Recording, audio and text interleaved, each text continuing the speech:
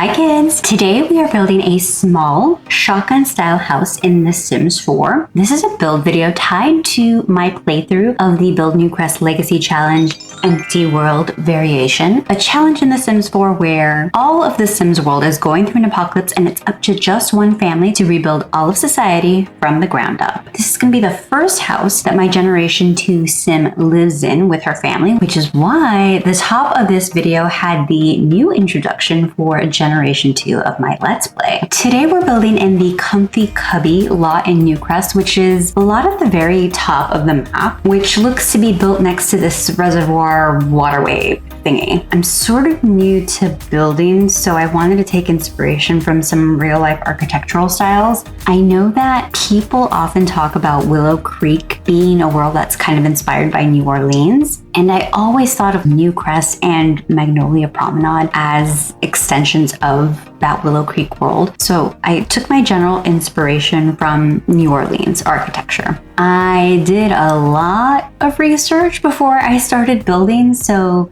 get ready for a little mini info dump. Shotgun style houses are really narrow buildings that traditionally don't actually have any hallways. They're just kind of a series of rooms connected by doors. All of the door placements kind of line up on one side of the house, either left or right, never really middle. And the front door and the back door and all of the internal doors line up in a straight line so that you can open them all up on a hot day and really air out the house. Also, for that reason of trying to keep the house cool, the foundation of these houses are pretty big, relatively tall, so they stay elevated off the ground and off the hot surface on warm days. And the walls are a tall height as well, so that the hot air rises and then keeps the living space cool so that it's kind of at the very top of the space that people aren't necessarily living in. On top of that, there's also a covered front porch and sometimes a side porch and a back porch as well, just so you have extra spaces to sort of cool off. Now, why are they called shotgun style houses?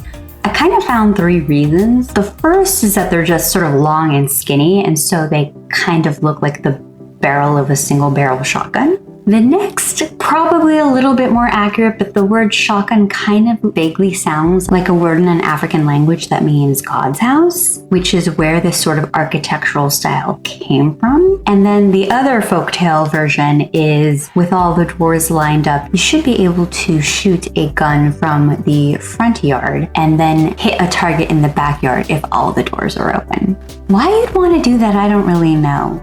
But these are the stories that I came across. I'm not really sure which theory is most valid, but let's all agree that there's nothing more American than naming a whole architecture style of houses after some type of gun. I did mention that traditionally all these rooms are supposed to lead into each other, but both in real life and also in The Sims, that's not really conducive to like a sense of privacy, particularly if you need to go to the kitchen and need to go through the bathroom to do it. So I'm building this version of the house with an internal hallway built in for those rooms, the three rooms in the middle. For this particular house layout, I was inspired by tradition. So with the living room in the front of the house, it sort of doubles as a receiving room for guests. Also, the kitchen is in the back of the house, which is also pretty traditional because these houses were originally created at a time when internal plumbing did not exist. So that was something relatively easy to sort of like build on into the back of the house once internal plumbing became popular. Seems weird. Convenient, attainable. There we go. And then just off that hallway, we have 2 bedrooms and a bathroom in the middle that separates them. Of course, even though I have a new Generation 2 Sim, we still have the same amount of family members to house, which does provide some challenges in fitting 6 Sims into a 2-bedroom house. But one of the objectives in Generation 2 of this challenge is to build 3 residential houses so your family can sort of space out a little bit more. So the vision is not to keep the 6 Sims in the house for too long, but at the moment it is going to be a little bit of challenge. We have our Generation 2 Sim, her dad, who is the Legacy founder, our Generation 2 Sim's sister, then the sister's husband, which is a Pancakes, the son of Bob and Eliza. Then we have the niece, which is the child of the sister and the Pancakes. And then finally, we have the Generation 2 Sims half-sister who is an alien that was born to the Generation 1 Legacy founder after he got abducted and then impregnated. Thinking about it, I should probably create a short little lore video for anyone that wants to gear up for Generation 2 playthrough, but doesn't necessarily want to watch all 37 videos that it took me to play through Generation 1. Gonna add that to my to-do list. Okay, so in my last video, I told a short story about my trip to the emergency room, and because of that, I'm kind of embarrassed to admit that I've had yet another sort of serious medical incident. Before I get into it, I want to give you a little content warning. In the end, nothing really truly bad happens, but if you're sort of sensitive to the topic of bodily injury, you might just want to sit this one out. I would recommend muting the video just for a few minutes, and then you can unmute again once the story is done. I will put some sort of graphic on the screen now that you can watch for, and then in a few minutes when you see it again, you can take yourself off mute. All right, the story starts when I was vacationing in Las Vegas. On my first full day there, we rented a car, we drove to Red Rock Canyon, which has like several types of hikes that people can do. You can do rock climbing, you can do just trail walking, biking. We decided to do just the trail walking, hiking type of trail. We did one that was titled as moderate, but there were a few spots on the trail that really involved some actual climbing up rocks and sort of like trying to get little footholds to get up the rocks. And I have these short little arms and legs, so I really had to stretch to sort of like get it done. We got to the top of the trail, and I kid you not, just like 2 minutes after we started heading down, I slipped on a really smooth rock that was covered with sand, and I slipped down. My body was going one direction, my foot was going the other, and I heard a really loud snap. It hurt a lot. It maybe took like maybe 10 or 15 minutes for the wave of pain to sort of subside. And once it did, my foot function was pretty much gone. Like I could put a little bit of pressure on the heel of my foot, but I couldn't put any pressure on the ball of my foot. Otherwise I got this sort of like sharp shooting pain. And on top of that, my stabilization left to right was non-existent pretty much. And if you need any one thing while you're trying to walk on an uneven surface, it's those sort of stabilizing left to right functionality of your foot that you don't really realize that you're using all the time. So suffice it to say, I was not in a good spot. I was with my husband, and he's being so patient with me as I sort of slowly hobbled down the trail. He was even trying to help me a little bit, but I kept having to stop because every time I just sort of slightly misstepped or put a little bit of pressure on one of the 3 directions of my foot that caused a lot of pain, I had to basically stop and catch my breath and wait for the pain to subside. So I wasn't making any sort of type of quick progress down this trail. At a couple of points, I just sort of like gave up trying to navigate the trail on my feet, and I just sort of like got into a seated position where I was using my one good leg and my arms to sort of like propel myself down. So about an hour passed of that, and I barely made any progress. And in the back of my mind, I was thinking about those sections of the trail where I like barely got up it, thinking, how am I going to get down it, but only with one good leg? So we did start thinking about contacting emergency services. Of course, we're in between 2 canyons in the Mojave Desert. There was no cell reception, which, you know, we knew ahead of time, but we just sort of underestimated the situations in which we would need our cell phone. We saw a hiker coming down the trail, and we stopped and asked him, do you have cell phone service? At that time, he did not. And then we asked if he could head down his trail, as he was already planning on doing. And if he did find a signal at some point, if he could call the, visitor center and contact them to find a rescue team that might be able to help me down the trail. So I don't know, maybe like another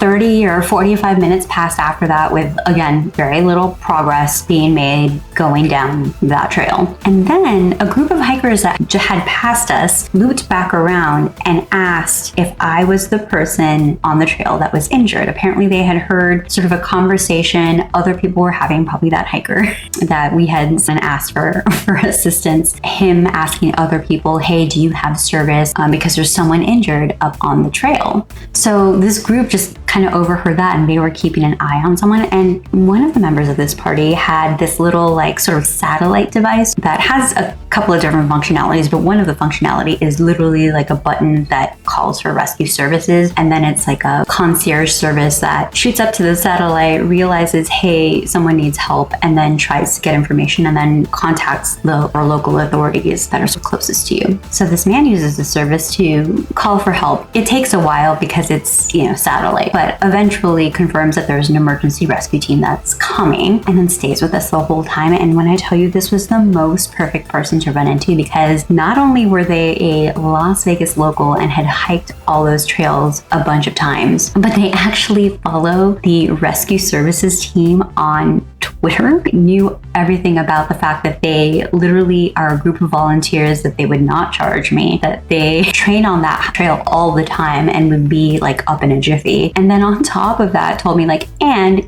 if you also need a helicopter rescue, like this is what their helicopter looks like, it's staffed by these people, etc. Like knew so much about it. I keep calling him like this man, his name was Glenn, and thank God that we ran into him. So in case, really grateful, and despite the really bad situation that I was in, really consider myself lucky that we ran into Glenn. So yes, a team of rescuers did come. They gave me some first aid. They wrapped up my foot with an ice pack because it was starting to swell. They took my medical history. They did a bunch of cognitive tests just to kind of make sure that I wasn't concussed and I wasn't bleeding anywhere. So they gave me their sort of initial diagnosis where I should probably head to some sort of medical facility. They said probably an urgent care center would be just fine, because all I really needed was an x-ray to figure out if my ankle was broken. And if it wasn't broken, then it was probably just a really, really, really bad sprain. But given where we were on the trail and that getting down would have required going through a couple of like climbing areas, they weren't able to help me like climb or walk out. They had to call that rescue helicopter, which is both embarrassingly horrifying, but was also really kind of cool. The helicopter was operated by the Las Vegas Metropolitan Police Department, and they sent one of the guys down with a sort of like harness to work with the rest of the rescue team and sort of like assess the situation. Then they put a helmet on me, and they put me in this seated harness thing. You know those types of like swings that you put like babies or toddlers in because we don't really have the core strength to sort of like stay up in that sort of like little banana seat thing. That's what they basically put me in, except it was, like a bunch of straps, and then it was held together with carabiners. So anyways, me and that helicopter rescue person from Las Vegas Police Department got hoisted up to the helicopter, and the whole time the helicopter blades were making like sand whip around. So like I was trying to like sort of keep my eyes closed because I didn't have a pair of glasses with me or sunshades. I had to keep my eyes closed the whole time I was going up, which is, I guess, just as good, right? Like you don't want to be looking necessarily down as you're actively going up. But once the sand sort of stopped, we got close enough to the helicopter that the sand stopped and I opened my eyes. It had just as we were starting to move past the trail. So I saw a group of people at the very summit of the trail that had been stopped by the other, rescue team. We don't really want people in the area as they're trying to evacuate someone from a helicopter. And I saw them looking up like at the helicopter, because of course you would, right? There's nothing else to do. You're stopped and you can't hike. And it was at that point that I could appreciate the very rare opportunity to see the canyon from a helicopter, a view that you would generally not see unless I was literally rock climbing and at the top of the summit, which I was definitely not going to be doing. It was beautiful. It was gorgeous. I wish I had seen it under different circumstances. I vaguely thought about taking a photo or video, but I also didn't want to be one of those people that A, needs to get rescued, B, taking video or photos and like annoying the rescuers. And the third thing in the back of my mind is my husband took the rest of, my belongings, my backpack, my whatever. Like the only thing I had with me was my phone. I didn't want to be like the one thing that is in my possession to be the thing that I drop and lose and falls off a helicopter into a canyon and is lost forever on top of the ordeal that I just went to. So I did not take my phone off my zipped up pocket, and it squarely stayed in my pocket where it probably belonged. In the meantime, the first rescue team had given my husband directions to where the helipad would land. and he made his way with my backpack down the trail into our rental car, and then made his way. We were kind of at the beginning of like the National Preservation Park. This was sort of like towards the end of it, so it did take him, I think, after getting to the car, like another 30 minutes to get to the helipad.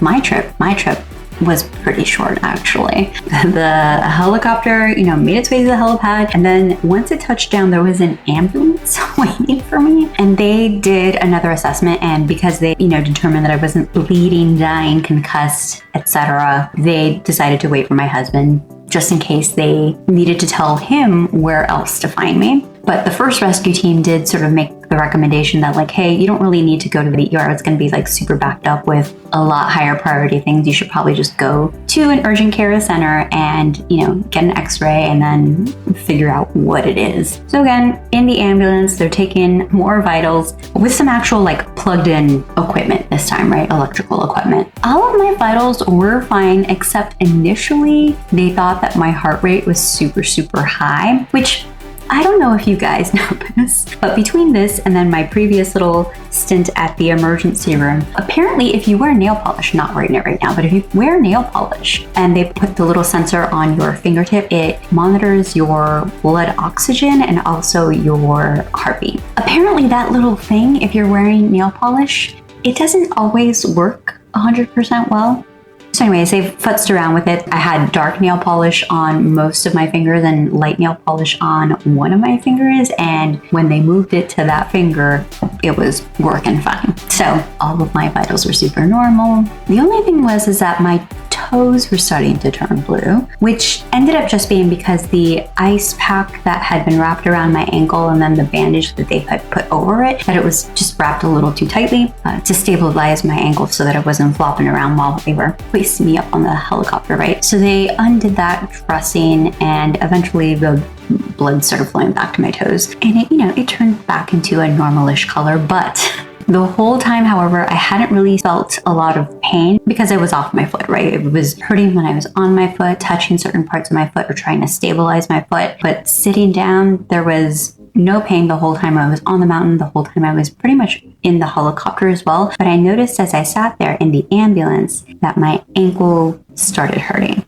Like obviously my foot was hurting when they were like manipulating it and looking at my ankle, and they asked me to wiggle my toes, and they started like feeling around, and they found parts, especially on the outside of my ankle, that were really, really tender with pressure applied. But just sitting there relaxed, very slowly, I started getting like, I wouldn't say a rush of pain. It's more just kind of like pain building up constantly, right? Like it wasn't going away necessarily. So that team did confirm that I wasn't in much danger, and they also believed that it was either a bone break or a really bad ankle sprain. And after that, I met up with my husband, made the assessment. Going to the ER doesn't really make much sense. Let's get back in the car. Let me take a look at like what my insurance in-network urgent care center is like in the area. We'll go there, we'll get the x-ray, we'll sort of get the immediate treatment and then take it from there. So I did find an urgent care center. We took the x-ray. They didn't see any break or even like a hairline fracture. So they basically sent me off with a boot and a pair of crutches and, told me to ice and rest and do compression and elevate my foot when I could. Because at that point, yes, my ankle had swollen more, was much bigger than my other ankle. And you could start seeing a little bit of discoloration happening. So in case the rest of my trip to Las Vegas, because that was, again, the first full day of it, obviously our plans got a little bit compromised by the mobility issues of being on crutches. And then I was good to do something for maybe like a couple of hours, and then I felt like I really needed to head back to my hotel room and like elevate my foot and ice it and do all those things. My ankle got at some point during the trip like twice as big as my normal ankle, and at this point now it's been a couple of weeks and my foot is still slightly swollen, so it's going to take a while. That being said, I still managed to do a couple of things in Las Vegas and not completely ruin my trip. Figured out how to get through the airport with a wheelchair service because that also would have taken a really long time to hobble through the Las Vegas airport on crutches. Don't even want to think about how long that would have taken. As soon as I got back, I made an appointment with my primary care doctor, who then gave me a referral to a podiatrist, who then I went to go see. And then I think that they've issued an order for me to take an MRI, which I am taking soon. But really at that point, after I take the MRI and then make another appointment with the podiatrist, it'll probably have been like a good 4 weeks since I got injured. So sort of weaned myself off the crutches. I do need to use the boot when I go outside, but I am free-footing it in my house, taking it slow. I don't have normal foot function at all, but it improves a little every day. However, at this stage, the swelling's gone down. It's been a few weeks and my ankle is still,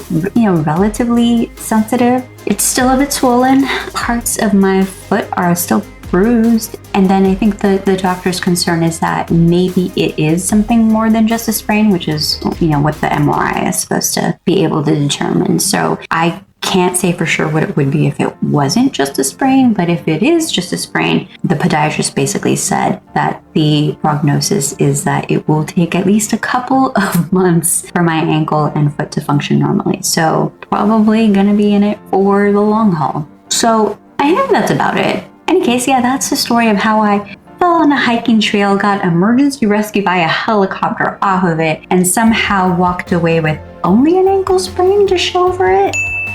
To those of you that decided to skip the medical story, welcome back. Per the rules of the Newcrest Legacy Challenge Empty World variation, I'm not really allowed to sell anything out of the household inventories, so we already have quite a bit of furniture and sort of things for the garden to put into the lot from our Generation 1 household. So I did my best to furnish and decorate from the things that we already owned. I also wanted to build this as a tier 3 tiny home and keep it limited to 100 tiles.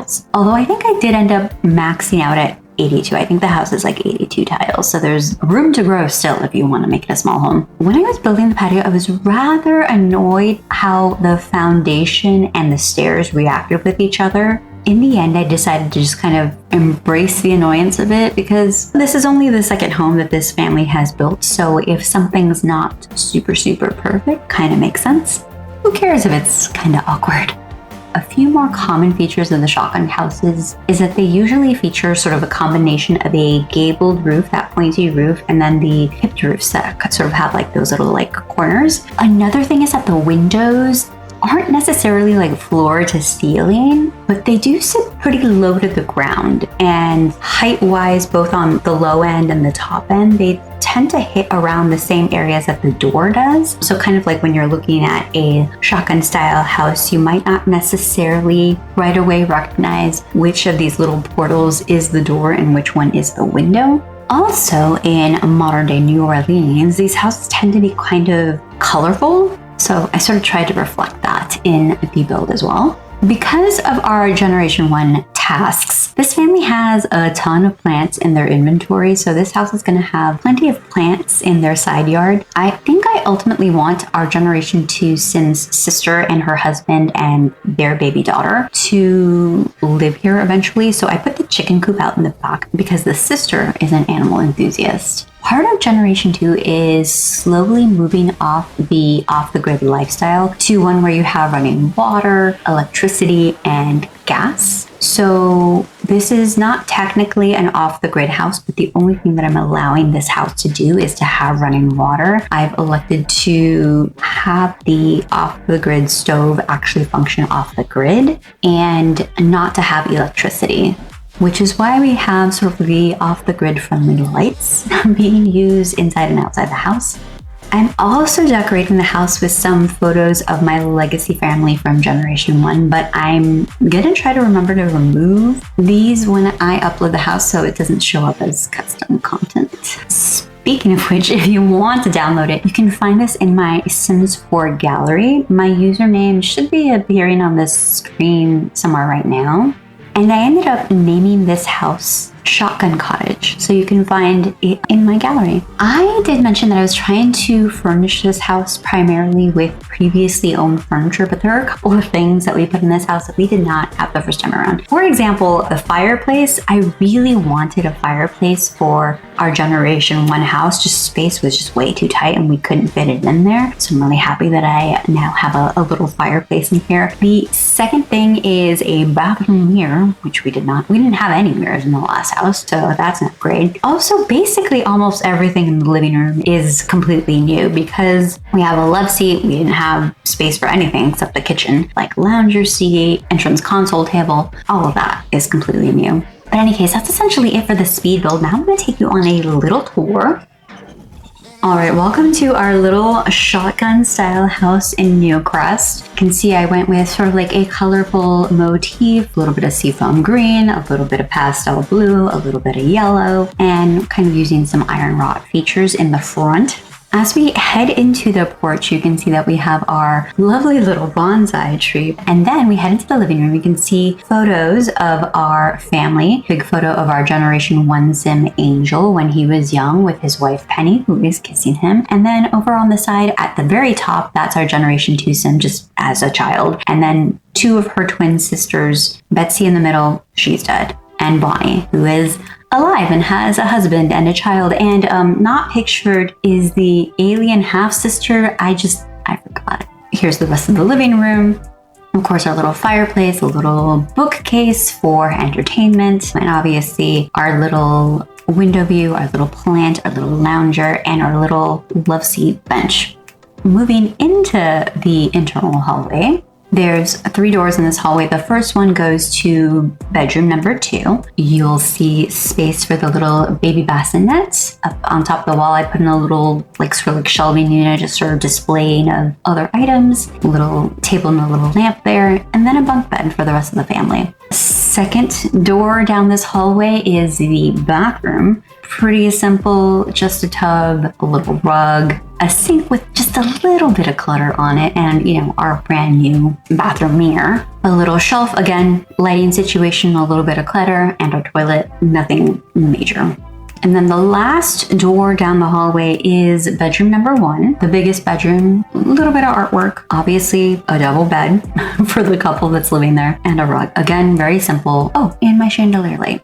And then finally, the kitchen, very small 2-seater table, and then, the rest of the kitchen. And a little internal trash can, which is more than I can say that we had in the last house. We did not have a trash can indoors. Going out to the backyard, over on the left-hand side of the house, a little haystack. There's a little chicken coop. And then out in the front yard, our car. And then moving towards the side yard, we have a little picnic table because we only have space inside for 2 people to eat. Everyone else needs to eat somewhere else. The little backyard picnic table is it. And then of course our yard with several different plants already planted. And then the 2 spots that are actual plots, those can be used for oversized produce. We've also got our bees and a little bit of a lighting source out there. So that's basically it for the tour, our little shotgun style house for our Generation 2 Build Newcrest Legacy Challenge sim. This lot, according to the rules of the challenge, has the Child's Play lot trait and then also has simple living. Since I'm not supposed to be able to order food or just magically create food, I have to sort of harvest it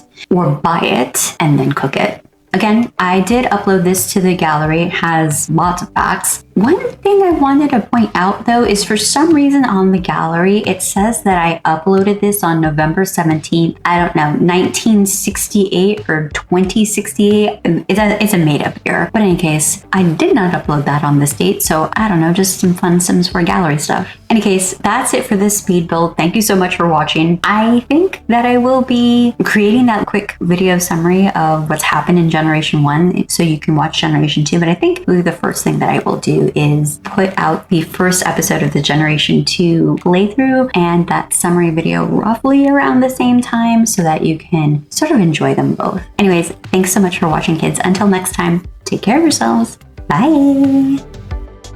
I swear that I don't get injured enough where every single one of these build videos is gonna be a medical story. Like if that becomes a trend, that's gonna be really problematic for me.